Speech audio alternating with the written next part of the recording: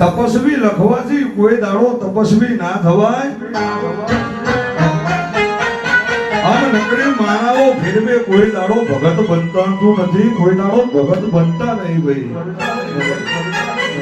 તપસ્વી એ તો પોતાના છોકરાઓ માટે ના રાખ્યું હોય, પોતાના મઢના સેવકો માટે રાખ્યું હોય એ તપસ્વી બને.